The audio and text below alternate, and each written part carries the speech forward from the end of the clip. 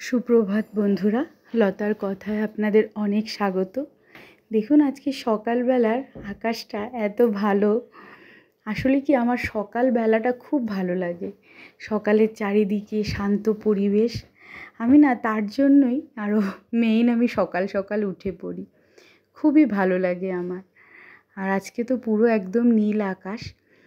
এখন 5:30টার মতন বাজে। আজকে তাড়াতাড়ি ওঠার আরও একটা কারণ আছে। আমার ননদ আর ননদের বর আসবে, জামাইবাবু, প্লাস উজানের কেমিস্ট্রি পরীক্ষা আছে। তো সব কিছু মিলে আজকে খুবই চাপ সকালবেলায়। তাই তাড়াতাড়ি করে উঠে আগে প্রথমে কিছুটা রান্না করে নেব, যেহেতু আজকে বৃহস্পতিবার। তারপরে পুজো দেব, তারপরে বাকিটা রান্না করব। দিদিভাইরা 6টা নাগাদ বেরোবে, তাই একটু রান্নাবান্নারও প্রেশার আছে। সকালবেলার টিফিনটাও করবে। আমি কালকে রাত্রে কিছুটা কাজ এগিয়ে রেখেছি। যেমন মাংসটাকে কালকেই ম্যারিনেট করে রেখেছিলাম। আর ঘরে রুই মাছ ছিল, কাতলা মাছ ছিল না, তো ভাবছি আজকে দই রুই করব এটা দিয়ে। আর পটল চিংড়ি করার জন্য কালকে পটলের ভেতরের দানা বের করে রেখেছি, এই যে চিংড়ি মাছ। আর পটলটাকে কালকে দানাগুলো বের করে পরিষ্কার করে ধুয়ে রেখেছি। আর মাথা দিয়ে ডাল করব, তাই কাতলা মাছটাকেও বের করে রেখেছি।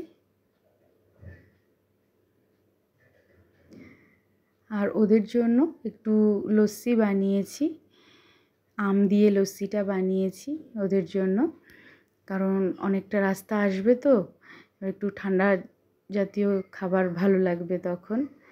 দেখুন চলে এসেছে ওরা, এই যে আমার দিদিভাই আর এই যে জামাইবাবু।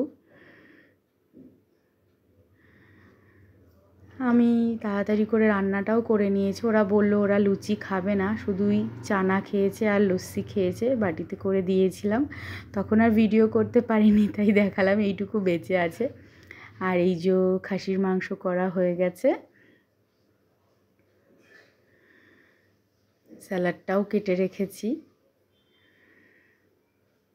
এটা হলো মাথা দিয়ে ডাল, মুগ ডাল। আর এটা হলো পটল চিংড়ি।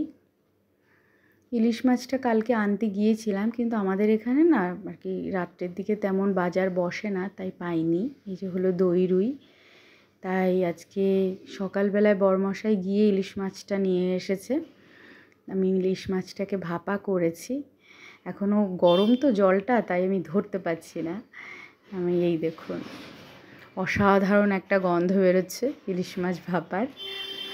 আমি গুছিয়ে দিয়েছি জামাইবাবুকে, এরপর দিদিভাইকে দেব, তারপর আমরা একটু গল্প গুজব করব। তো আজকে এই পর্যন্তই। আপনারা সবাই সুস্থ থাকবেন, ভালো থাকবেন। আর আমার ভিডিও ভালো লাগলে একটু লাইক করে দেবেন। নমস্কার।